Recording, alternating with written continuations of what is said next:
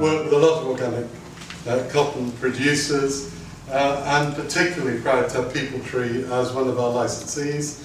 Brilliant company, and I really think it's amazing that they're doing what they're doing today. I'm going to talk, first of all, be optimistic, and secondly, talk about some of the continuing problems. We're here to think about the horrible disasters that have happened in Bangladesh, but there are continuing problems with cotton production, which I'll talk about.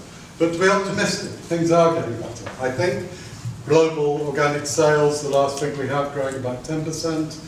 The UK market, despite the deep recession and a decline in food, organic food sales is growing about the same. Globally, we're seeing growth in the biggest producer, India, after a dip a couple of years ago, and Turkey, the second largest producer, grew by a big percentage, 64%. So we're seeing growth in the market and in production. We've had some recent analysis of the difference that organic made. You heard already this evening about reduced impact on climate change and reduced water use, and I'll come back to that in a second. We're also big supporters of the Greenpeace Dirty Laundry campaign. I'm sure many have heard about. It's not just what happens on the farm and in the field, which you were looking at, and Agricel is an amazing operation, but also what happens when the cotton is processed, and that's what Greenpeace is focusing on. And we found, interestingly, in this country, that nearly the same number of consumers, around a third, thought companies should be concerned about what happens to toxic chemicals and dyes when processing their cotton, as we're concerned about the quality of the cotton that companies source, slightly more, 38%. And I've got some more things that we found from our consumer research. And we're working with the Global Organic Textile Standard, which is a global standard for processing cotton, to make sure that it's not causing horrendous water pollution and other health problems during the processing stage. And I just want to make the point that this is many big companies involved in organic cotton. They're not 100%, but it's growing. H&M, C&A, Nike, all sorts. H&M, for example, have very ambitious growth targets for organic cotton. They're the largest users globally, as far as we know. And they're about 8% of their product range is organic. So we've got this campaign, got a report about the advantages of organic cotton and the difference it makes if you buy organic cotton, specify organic cotton. I've got 5 quick things to tell you. The first is that organic cotton, along with cotton made in Africa, is a guarantee that it's not genetically modified. And the key difference that makes is that it gives farmers control of their crops, not big companies like Monsanto. So we've seen where GM cotton has taken hold, like America, the cotton seed price has grown astronomically to the detriment of farmers, nearly 10 times in a period when before it maybe doubled. GM seed is far more expensive now. Non-GM, but farmers who are growing GM cotton can't get out of it, their land is contaminated. About 1/3 of a million people commit suicide using pesticides. UN say about the same number die from accidental chemical poisoning, mainly pesticides. There's been some recent data from China, 500,000 people poisoned by pesticides, affected badly, and 500 die. And the horrific fact that in Africa, in sub-Saharan Africa, where health services are almost non-existent and people are desperate for health treatment, the cost of pesticide-related illness could reach $90 billion, far more than all the aid going to that region by 2050. So this is a huge cost in terms of human illness and suffering, death, and of course on the health service. Organic cotton, if you grow it, as you saw in India, you have to grow other crops. You can't just grow cotton. You can't do, it's called monoculture. And this, interestingly, was the most popular thing when we asked UK consumers about these different factors. Almost half thought retailers should think about this. Are cotton growers able to feed their families with crops they grow or not? Really, it surprised us. We thought GM or pesticides would be more significant. 4th one is saving water. You saw from what Safi is saying that organic soils hold water much better. Almost all organic cotton is rain-fed, not irrigated. So the UK government assessment found that organic cotton uses half the water of non-organic, so very significant in the regions where cotton is grown. And finally, climate change, again, this was mentioned already. Organic soils take carbon out of the air and put it into the soil and keep it there. The only way we've got of combating climate change while continuing to produce things. It's an amazing feature of organic farming. And anyhow, it uses less energy. Organic farming is solar powered. It uses plants to provide nutrients for the cotton rather than a chemical like the bag made with fossil fuels. So about a third less carbon. So you can see that the impacts of organic cotton just on the environment. You eliminate GM, you eliminate pesticides, you guarantee diverse cropping, less greenhouse gases, less water use. And of course it's a joy for the farmers who aren't poisoning themselves and their family, they have healthier soils, they have a mixed, more resilient farm. So that's our campaign. We've got a report available in Chinese, Japanese and German as well as English if anyone's interested. Very grateful to People Tree for their support in producing this and their encouragement and their advice and ideas. We want individuals to sign up and support what we're doing on the website, so you can do all that stuff and contact us. Thank you very much.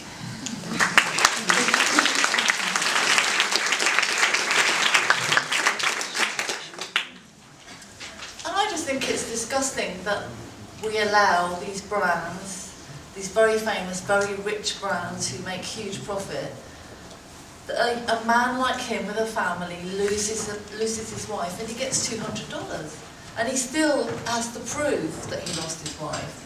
And it's actually, it makes you very ashamed that you have ever been in any one of those stores. I think that's my overriding impression, is that we cannot be in need of cheap clothing so desperately. If we're doing that to that man, it's absolutely immoral. There are 10 other brands that have been proven to be producing at Rana Plaza who have not given any compensation whatsoever. There have been meetings to bring those brands to account that are now have been taken up by the ILO in Geneva. So it's become a much more official discussion. It's very much fronted by some very, very large institutions that want to see change, but it isn't happening. And it was interesting seeing your article in the Mail on Sunday, using the discussion about Rana Plaza, but also about child labour, because there we were 3 years before, looking at just how incredibly grim the impact is of fast fashion. What it actually affords is child labour, because it's a third the price of adult labour. And I think you were very, very moved by especially one of the families that you met. Do you want to just talk a bit about that and what you felt that article in the Mail on Sunday did to raise awareness of the situation? Well, it's difficult, isn't it? I mean, we keep raising awareness. These things keep happening. We keep writing about it. But you still go along Oxford Street and you see people coming out of Primark laden down with carrier bags. And I'm still very much of the belief it's not about being too poor to afford clothes. It's about greed. People don't need to come out with 6 carrier bags worth of stuff. But my feeling is that once consumers have become used to cheap fashion, they're not going to go back. I mean, I remember I bought a smock from Laura Ashley in 1976. It was £25. I mean, that was more than a week's wages to me. We are never going to go back to that. Women are too used to having stuff. I mean, I went to Liverpool Fashion Week last week, and this young fashion student next to me said, well, it's very easy to have morals if you've got money, but do we really need to be that greedy? And I think you need to look that man who we saw on there in the face and explain to him why his wife was only worth $200, which is £100. I'd like to move on now to talk to Zandra. You've been you've had an incredibly exciting career as a textile designer, as a fashion designer. What brought you to start working with People Tree on this collaboration for this season for Autumn Winter 13? I like the product. I think the product is very, very good quality.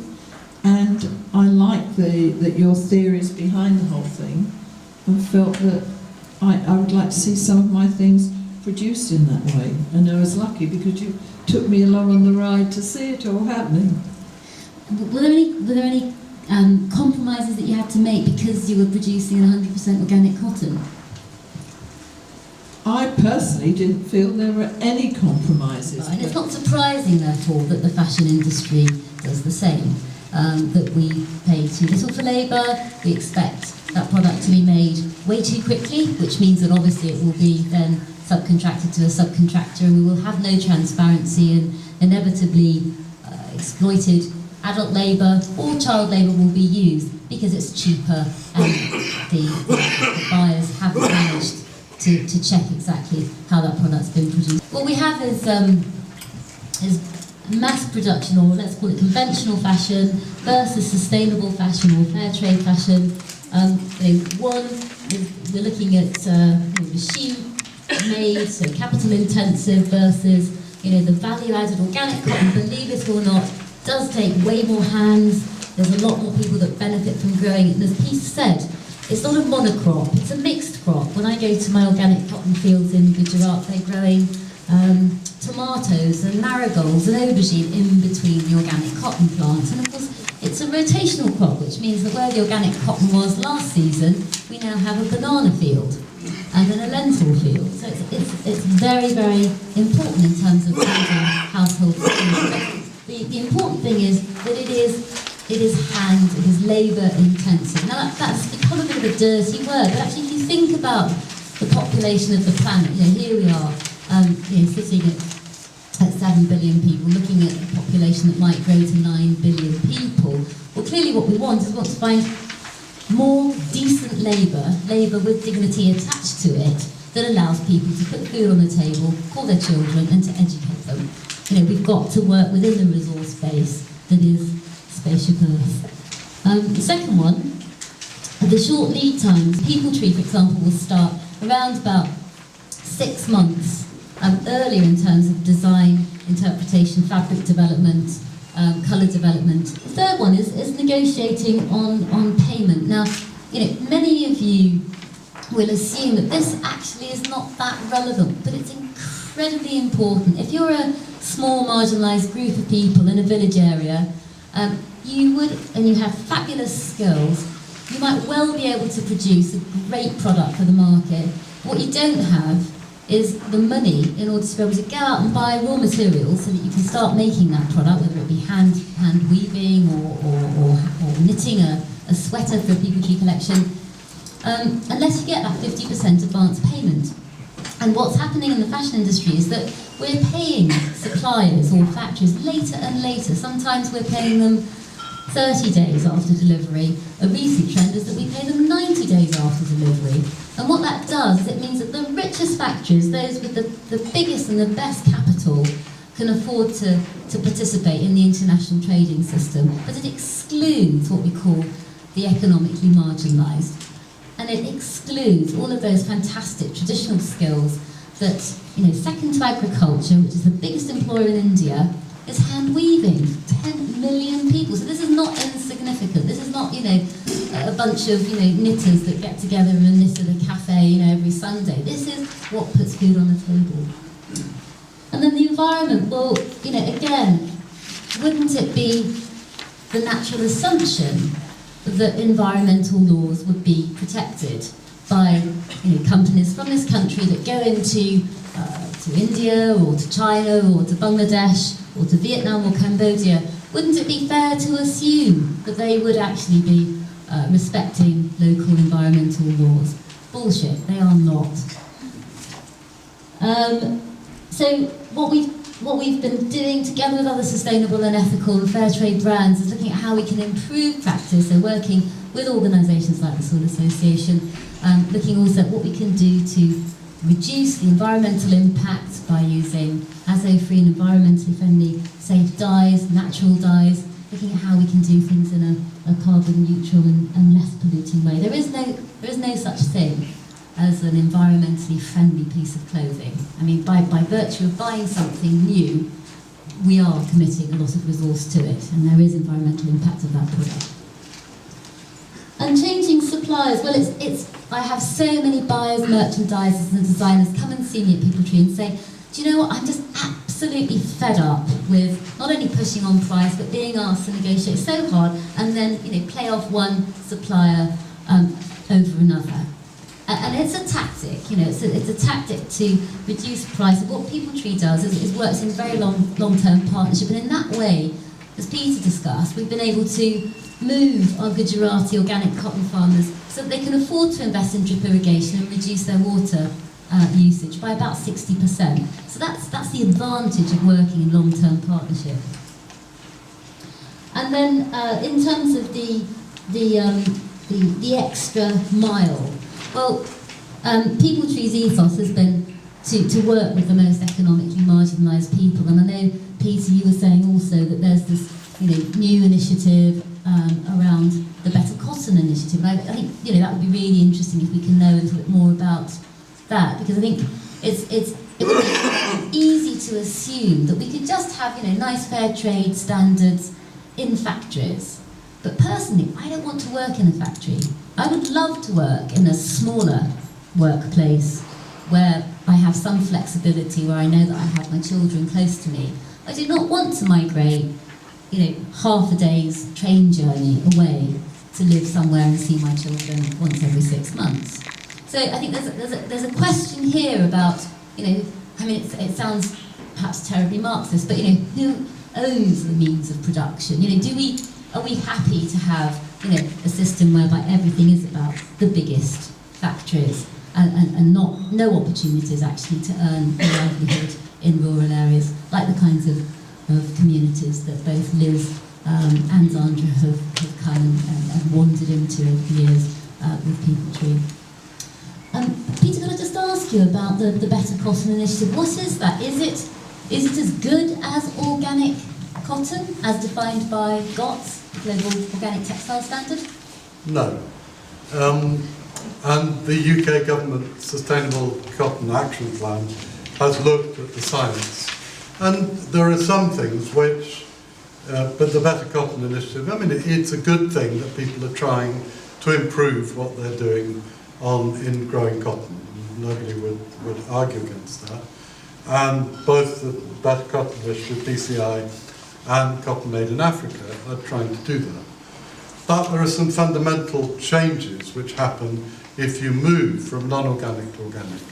One is you exclude GM. So this Monsanto controlling 95 or more % of the seed, the cotton seed in India, and dominating that market and controlling the price of the seed to farmers, that threat is removed if you go organic and you can get organic seed. And the Indian government are taking steps to make sure there is organic seed available in India, because it was looking as if it might be removed completely. Yeah. And the second thing is, you go organic, you don't use pesticides. And it's all very well, I farm in this country.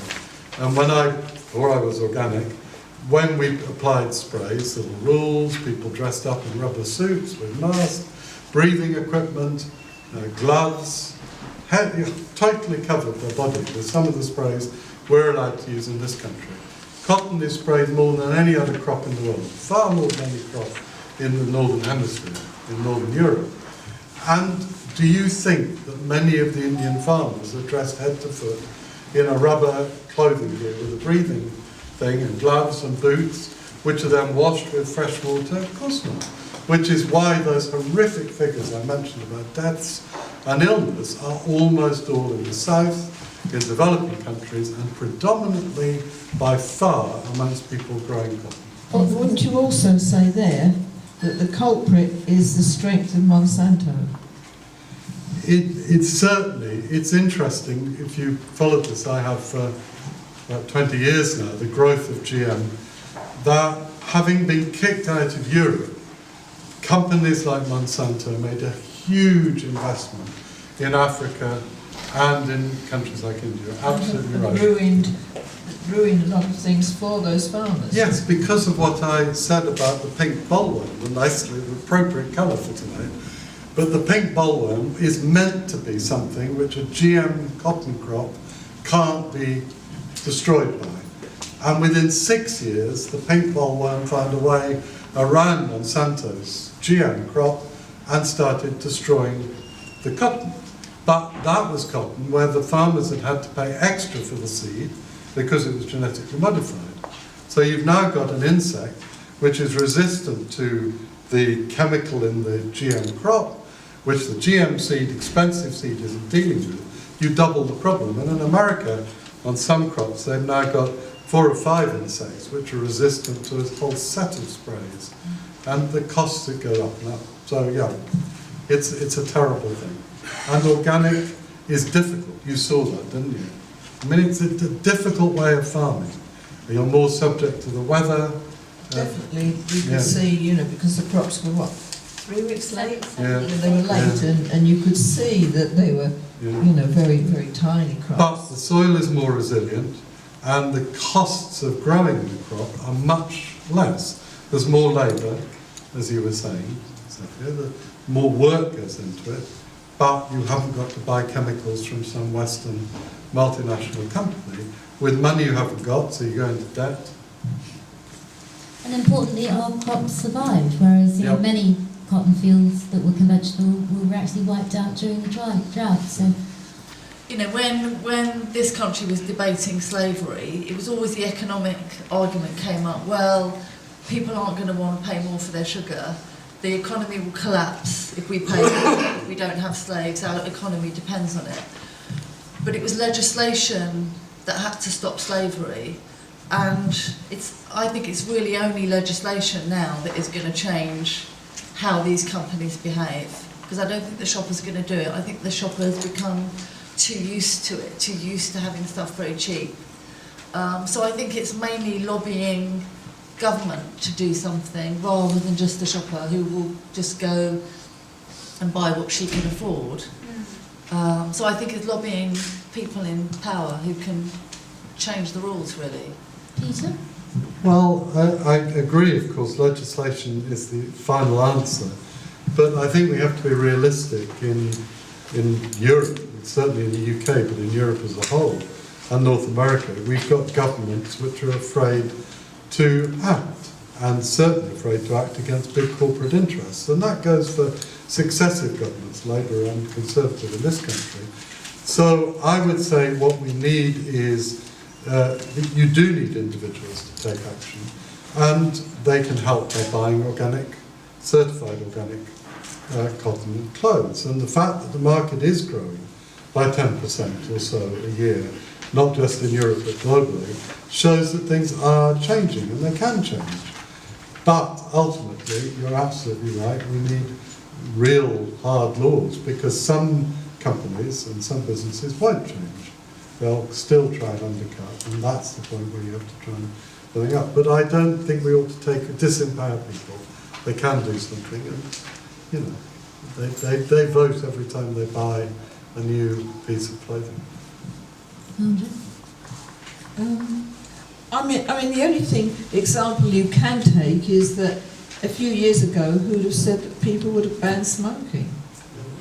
You know, I mean, and that's been people being very, very aware, and the public being aware, so that I think if more and more people talk about it, and you hope that you can just keep the fire alive with pictures of what really happened in Bangladesh and things like that, you can hope that your small effort will make the difference, and that you don't just say, oh well, it doesn't really make a difference, because you know, every single person who comes out and says something, it will make a difference. I think that, you know, the 10 letters that high street brands start getting every week start spelling a direction that they need to go forward, not just lovely greenwash, you know, a nice ethical policy on their website, but some real content. And I think what we've seen is this disjointed behaviour from, the kind of PR comms department of large brands and the buying, merchandising, design departments of the same brands, because clearly, the two should be driven together. But I think it is very, very exciting that, through what was an absolutely tragic accident where it awoken the world. Suddenly we had, some very, very powerful press in areas where, we haven't. In America, we had huge coverage of the Rana Plaza tragedy. There were more than 50 citizens groups and NGOs and trade unions campaigning at a very, very public level. People Tree launched the Rag Rage campaign both in the UK and in Japan, and we spoke to trade press and news. And I think that really helped to gain this huge momentum of 1 million signatures that pushed 100 brands to now join the Bangladesh Safety Accord. But it isn't enough. If UK consumers boycott Primark, Mango or whatever, what would happen to the Bangladeshi workers who work for them? Well, I think that the trade unions and the workers are very clear. They don't want to boycott. What they want is they want higher prices paid for their products.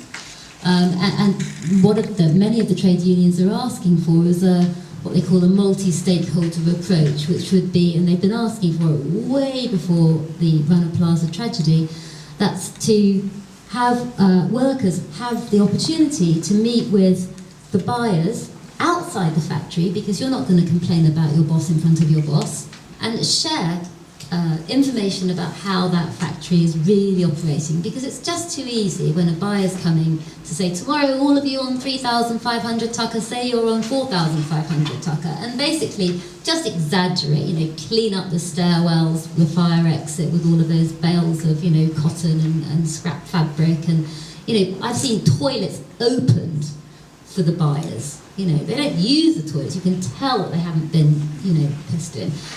So it is absolutely clear that there is a huge amount of publicity going on. So I think, getting the workers work outside the factories to comfortably share what's happening will make a huge difference. And this will lead to workers having, their pay on time, safety in the workplace, no sexual harassment, not being forced to take anti-pregnancy drugs or being asked to leave because they are pregnant. So just the basic things that we've come to expect usually of an employer here in this country.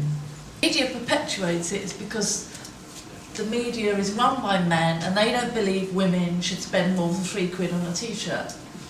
But I guess we're also allowing that situation to continue. We're allowing, for example, journalists in so-called quality media and magazines to do a spendle spree type of, and find that, exciting and interesting that a knockoff from Marc Jacobs actually could, cost 15 quid from X store. Buy different publications. I mean, before working, starting People Trade, I don't think I've read a women's magazine or a fashion magazine, so I have this about here. But anyway, it was just a little bit too frivolous. But I think, there are some really exciting, growing alternative titles that are more thinking. There are so many online blogs for a more thinking audience. I think it is beginning to move. But yes, I think we are being. But it's this sort of class thing as well. It's like the same argument with food, don't have a go at the woman for buying a £1 chicken in Tesco because she needs to feed her family. Well, yeah, actually do have a go at the woman who buys a £1 chicken in Tesco. Just don't have it every day, have it once a week and buy something that's more ethical. So this sort of poverty, we're on the side of the working woman thing doesn't really work because it's not morally right. It doesn't work in food and it doesn't work in fashion, I don't think. I think well, I'm an optimist. I'm a campaigner and I'm an optimist, and I think change is possible. And I think in my lifetime there have been lots of changes for the worse, but there have been some changes for the better. And I think campaign groups have achieved some really good changes for the better.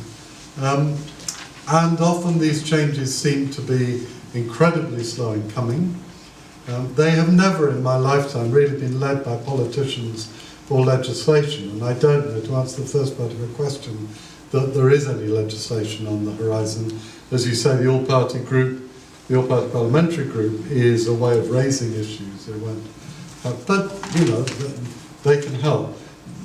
I think How can we legislate on the size of a battery cage, but we can't legislate where someone like Dolly lives in Dhaka above a sewer? Because we can do it, because it had become, and this was the point I was going to make, almost normal not to have battery caged chickens. You had Sainsbury's, I think it was, saying they weren't going to have any battery eggs at all. And at that point, and we don't forget the legislation came from Brussels, came from Europe, and most European countries were ahead of us, not all, but quite a few. And what tends to happen with legislation is once something starts to become fairly normal, most people or a lot of people doing it, companies making money out of whatever the new thing is, free-range chickens in that example, then politicians feel safe to legislate.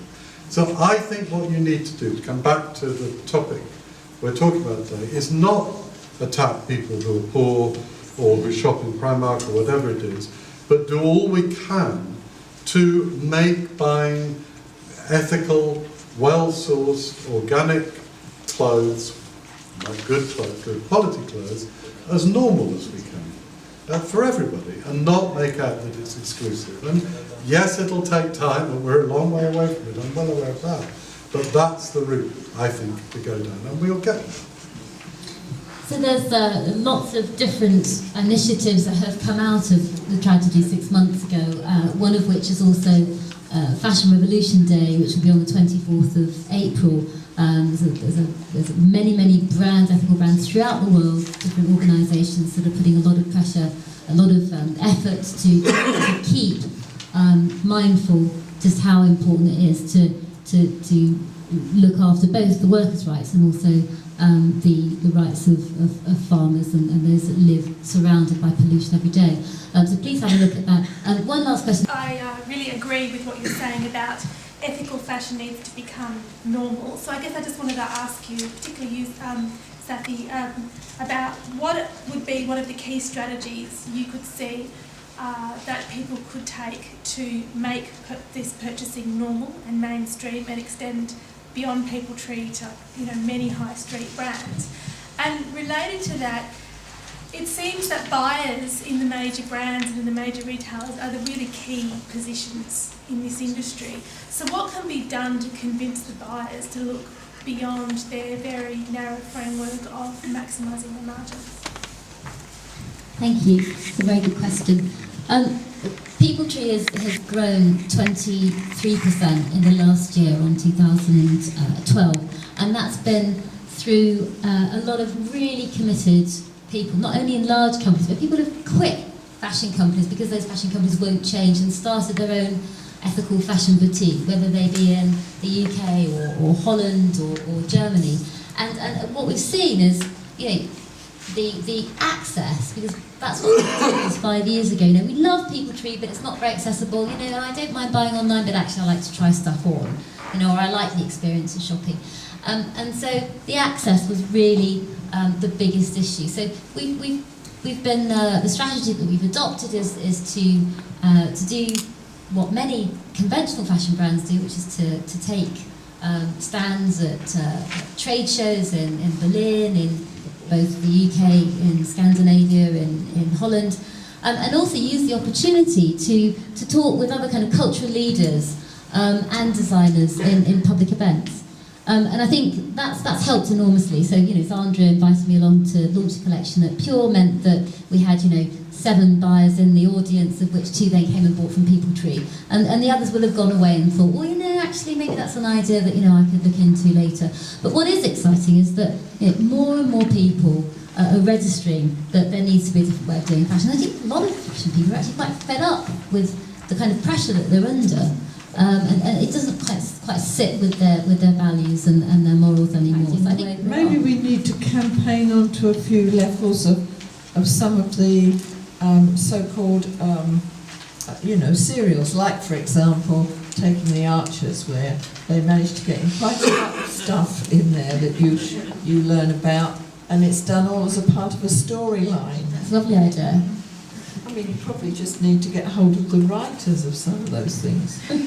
People don't realise, and I know that's a propaganda programme, but I'm always very proud of what I learned in the Archers. The agricultural story editor, Steve Peacock, doesn't know a lot about cotton growing, but now you've suggested it, I know Steve, I will talk to him. keep listening, keep listening. They go shopping, they will say they won't buy the cheapest because... Okay, all right, I'll see what I can do.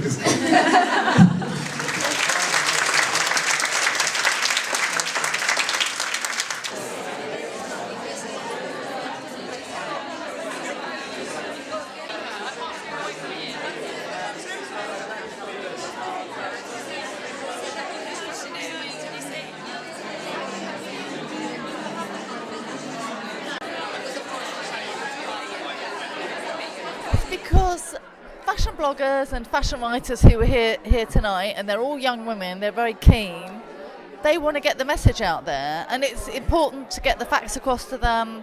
You know, they haven't got big budgets, they can't go to Bangladesh, they can't see it for themselves, but they're so important in getting our message out there, so hopefully they were inspired to go and sort of spread what we were saying. You know, talk with your wallets, you know, you can't be forced to buy this stuff.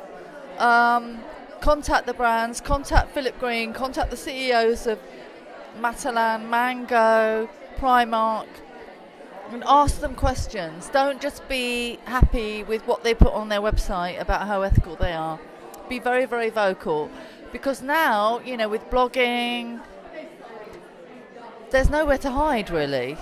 We can make our voices heard. So you've got to go right to the top and just pester them. Yes. So Zandra, I would love to know, thank you so much for speaking this evening.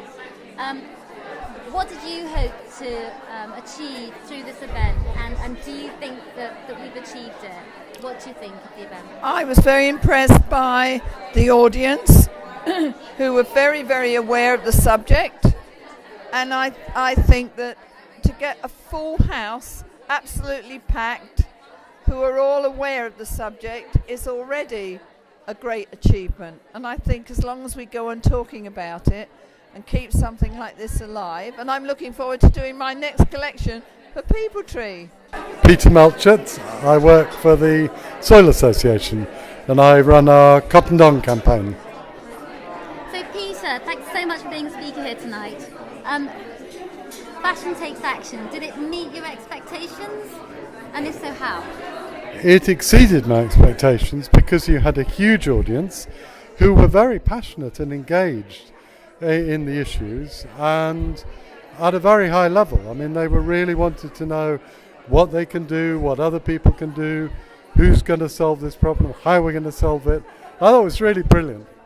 And what came out of that discussion in terms of solutions going forward to really push the fashion industry for change? If you could summarise it for us. I would say there was a clear agreement that what sort of thing you're doing, getting organic cotton and being committed to it, is a huge part of that. I think diversity in the fashion industry, so there's a real place for small and medium-sized and hugely rapidly growing businesses like People Tree. I think the general feeling was individuals can play a part. Choices you make in what you buy are important and do make a difference. And as I said when I was talking, the organic market is growing around the world, and even in the UK and even in the recession. So we shouldn't be pessimistic. I don't think we should wait for anything or anybody. I think we should get on with it. I think we should support businesses like yours, as the Soil Association very strongly does. I think, as I say, we can all take individual action. We should talk about it. We should tell people. I hope everyone who is here tonight is talking about what they learn. You know, that organic farming cotton means that people can feed their families, that they're not under Monsanto's thumb, that they're using less precious and rapidly diminishing fresh water, which the planet, all life depends on. All of these things make a huge difference. So talk about it. People are much more influenced by their friends and their family than by the newspapers, and certainly more than by government or by pressure groups or even by wonderful companies. So get people talking, and that's what you did tonight. It was great.